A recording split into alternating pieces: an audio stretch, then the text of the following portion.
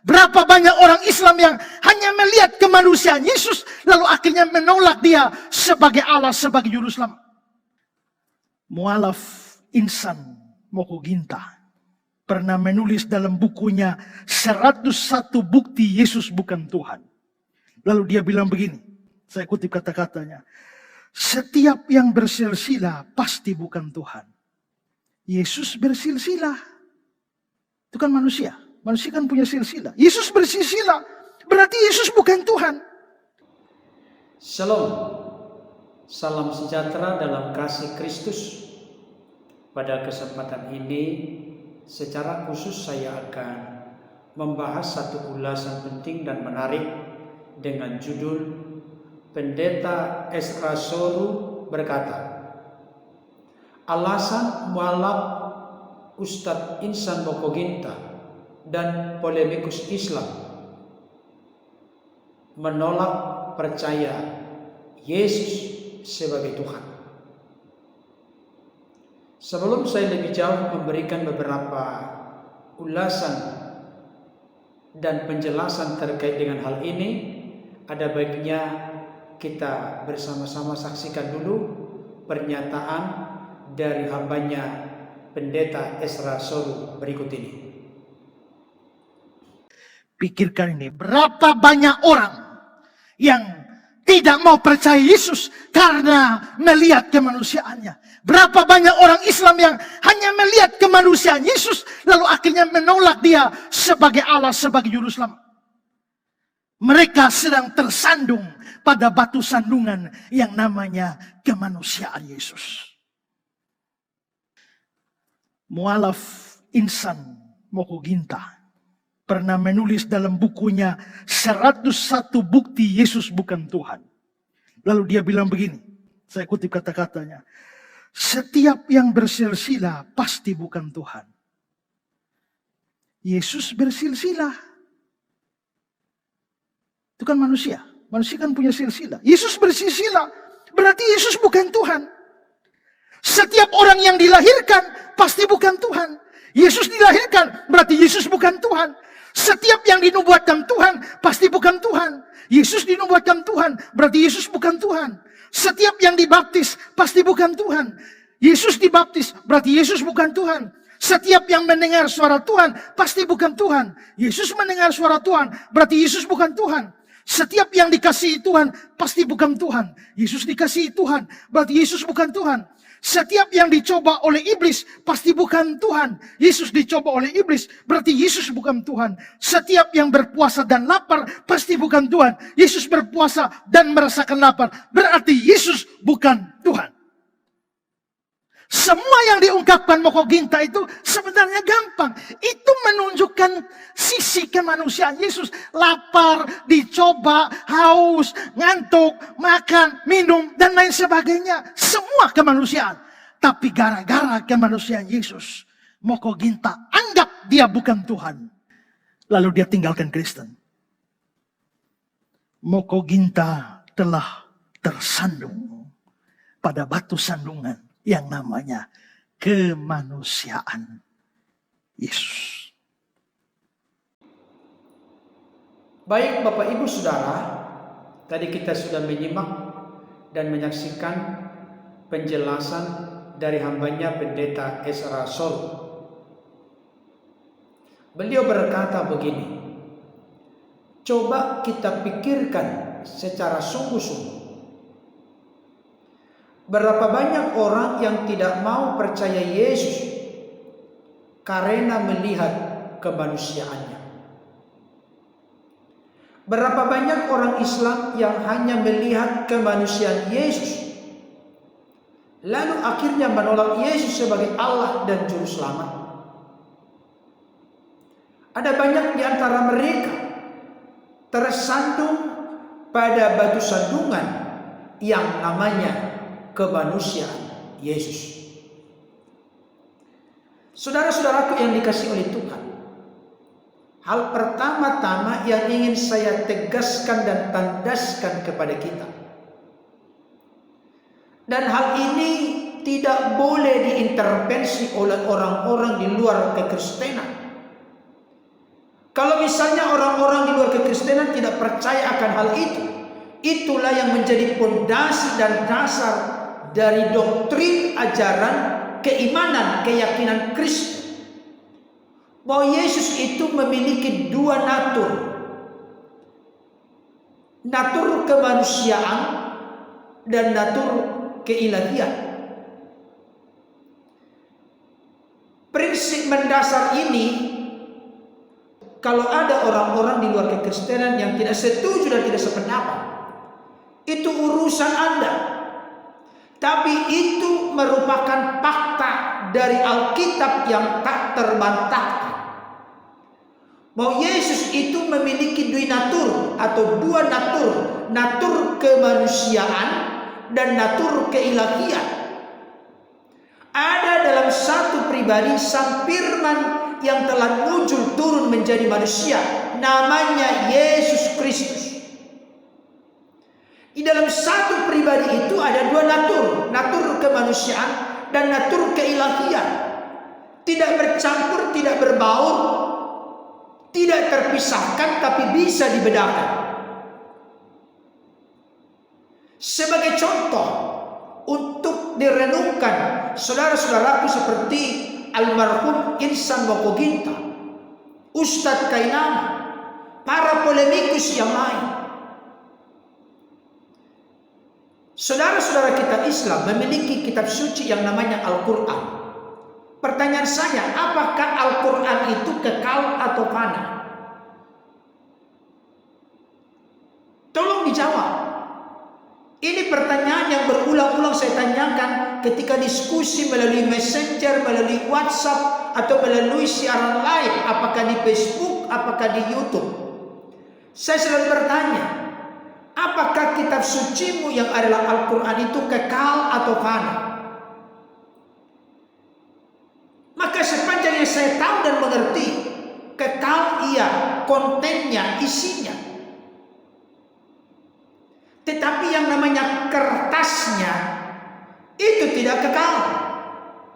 Itu panah, itu rapuh, bisa terbakar, bisa rusak, bisa kotor. Itu fisiknya. Nah, dalam konteks pemikiran yang sama, apakah Yesus itu sebagai yang ilahi kekal? Yes, kekal. Tetapi Yesus dalam eksistensi keberadaan sebagai manusia itu fana. Itu makhluknya Allah,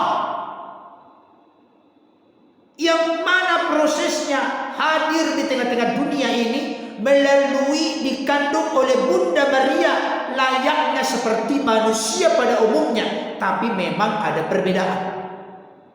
Yesus tidak dikandung dari pertemuan antara sel sperma dengan sel telur. Rahim Maria dipakai oleh Tuhan untuk mengandung Yesus dalam keberadaan roh, jiwa, tubuhnya sebagai manusia, dan dilahirkan selama 33,5 tahun ada di dunia ini. Ada satu hal yang menjadi gagal paham orang-orang di luar kekristenan, termasuk para polemikus Muslim. Ketika kucing menjadi tikus, kucingnya tidak ada, tinggal tikusnya. Itulah konsep berpikir dari kebanyakan orang, para polemikus Islam atau Muslim. Ketika firman menjadi manusia, maka firman tidak ada lagi, tinggal manusianya. Saya kasih tahu prinsip kenosis yang dijelaskan oleh Filipi pasal 2, mengosongkan dirinya. Pengertian harfiahnya itu membatasi dirinya, mengenakan tubuh kemanusiaan. Keilahian Yesus sebagai firman tidak pernah menjadi redup, tidak pernah menjadi hilang lenyap karena keberadaan atau eksistensinya sebagai manusia. Ini yang harus dimengerti dan dipahami oleh orang-orang di luar kekristenan. Sama seperti kitab suci tadi. Apakah konten isinya itu kekal atau tidak? Tentunya kekal. Tapi fisiknya, bukunya itu tidak kekal, bisa rusak, bisa terbakar, bisa robek, bisa kotor. Apakah dengan rusak, terbakar, robek, kotornya fisik dari kitab suci itu membuktikan bahwa eksistensi, keberadaan, intisari, substansi daripada firman itu menjadi rusak, terbakar, kotor? Tentunya tidak, Bapak Ibu Saudara. Itu contoh praktisnya. Jadi yang ingin saya tegaskan kepada Bapak Ibu Saudara, khususnya saudara-saudaraku dari luar kekristenan, dalam hal ini seperti model almarhum Ustadz Insan Mokoginta, model Kainama, dan masih banyak lagi yang lain, termasuk para polemikus Muslim atau Islam. Jika saudara menilai Yesus bukan Allah dalam keberadaan sebagai manusia, ciri-ciri manusia seperti yang disampaikan oleh almarhum Ustadz Insan Mokoginta, 101 bukti Yesus bukan Tuhan, di mana beliau tadi telah dijelaskan atau dikutip oleh hambanya pendeta Esra Soh, setiap yang bersisilah pasti bukan Tuhan. Yesus bersisilah berarti Yesus bukan Tuhan. Setiap yang dilahirkan pasti bukan Tuhan. Yesus dilahirkan berarti Yesus bukan Tuhan. Setiap yang dinubuatkan Tuhan melalui para nabinya bukan Tuhan. Yesus dinubuatkan berarti bukan Tuhan. Setiap yang dibaptis bukan Tuhan. Yesus dibaptis oleh Yohanes Pembaptis berarti bukan Tuhan. Setiap yang mendengar suara Tuhan bukan Tuhan. Yesus mendengar suara Tuhan berarti dia bukan Tuhan. Setiap yang dikasihi Tuhan bukan Tuhan. Yesus dikasihi Tuhan berarti Yesus bukan Tuhan. Setiap dicobai iblis bukan Tuhan. Yesus dicobai iblis berarti Yesus bukan Tuhan. Setiap yang berpuasa dan lapar bukan Tuhan. Yesus berpuasa dan lapar berarti Yesus mustahil Tuhan atau bukan Tuhan. Ditambah lagi nanti, setiap yang berdoa bukan Tuhan. Yesus berdoa di Taman Getsemani berarti Yesus bukan Tuhan. Setiap yang mati bukan Tuhan karena sifat Tuhan itu kekal. Yesus mati berarti Yesus bukan Tuhan. Masih banyak lagi yang lain nanti bisa dipaparkan, dijabarkan. Kalau mengikuti pola pikir dari almarhum Ustadz Insan Mokoginta. Tapi saya mau kasih tahu, dengarkan baik. Catatan pertama. Jikalau orang-orang Kristen menyebut Yesus itu Tuhan, ada tercatat dalam Alkitab di dalam Yohanes 13 ayat 13. Engkau berkata bahwa aku guru dan Tuhan. Perkataanmu itu benar sebab aku memang guru dan Tuhan. Yesus mengakui dirinya sebagai Tuhan. Tuhan di situ bukan God, tapi Lord, Kurios, pemimpin, raja, penguasa, junjungan, Gusti. Dan Yesus dalam konteks Kristen disebut Tuhan, bukan berarti Allah. Saya ulangi kembali, Yesus disebut Tuhan atau dimengerti, dipahami sebagai Tuhan bagi orang-orang Kristen, bukan berarti Allah. Inilah gagal paham dari Ustadz Insan Mokoginta, Ustadz Kainama, dan para polemikus Islam yang selalu memaksakan diri bahwa Yesus itu disebut Tuhan artinya Allah, Tuhan semesta alam, pencipta langit dan bumi. Bukan. Yesus itu disebut Tuhan terkait dengan gelar, jabatan, kepenguasaan yang diserahkan atau diberikan, dikaruniakan Bapa kepadanya. Itu sebabnya Matius 28 ayat yang ke-18 berkata, kepadaku telah diberikan segala kuasa segala kuasa, segala otoritas, segala kepenguasaan, segala ketuhanan, jabatan, gelar, kepenguasaan kepadaku telah diberikan segala kuasa di sorga dan di bumi. Jangan lupa, Yesus itu Tuhan atau Tuhan atau Lord atau Kurios, penguasa atas sorga dan bumi. Ada kalimat yang lain berkata, terkemuka di dunia dan di akhirat. Itulah Yesus. Yesus yang manakah yang diangkat menjadi Tuhan oleh Bapa atau Allah sendiri? Firman Tuhan berkata dalam Kisah Para Rasul 2:36. Jadi seluruh kaum Israel harus tahu dengan pasti, tidak boleh ragu-ragu, bahwa Allah telah membuat Yesus yang kamu salibkan itu menjadi Tuhan dan Kristus. Ini jelas, clear. Allah yang membuat Yesus yang disalibkan, Yesus yang disalibkan dalam keberadaan ilahi sebagai firman atau dalam keberadaan sebagai manusia. Ya tentunya yang disalibkan itu eksistensi keberadaan Yesus sebagai yang manusia. Yesus yang disalibkan itu dibuat oleh Allah menjadi Tuhan dan Kristus. Tuhan itu Lord, Kurios, jabatan gelar kepenguasaan sebagai Tuhan. Dan Kristus sebagai yang diurapi, Kristus Masiah. Tapi jangan lupa, di perjanjian lama ada yang disebut dengan Mesias, orang yang diurapi. Ada imam diurapi, raja diurapi, nabi diurapi. Tapi Yesus bukan hanya Masiah, tapi Hamasiah, yang diurapi dari segala yang diurapi, karena secara paripurna dalam diri Yesus memiliki jabatan sebagai imam, nabi, dan raja. Dalam keberadaan sebagai manusia itu dianugerahkan, diangkat, dibuat, dipercayakan oleh Bapa yang adalah Allah yang benar. Itu dia. Jadi yang ingin saya tegaskan kepada Bapak Ibu Saudara, ustadz-ustadz para polemikus Islam yang sibuk mencampuri, bahkan sibuk membahas-bahas keimanan Kristen, doktrin ajaran Kristen, tapi selalu lari, nyeleneh, salah dan menyesatkan, keliru, tidak seperti yang dipahami oleh orang-orang Kristen. Saya ingin sampaikan kepada, jangan menilai Yesus bukan Allah dalam konteks sebagai firman.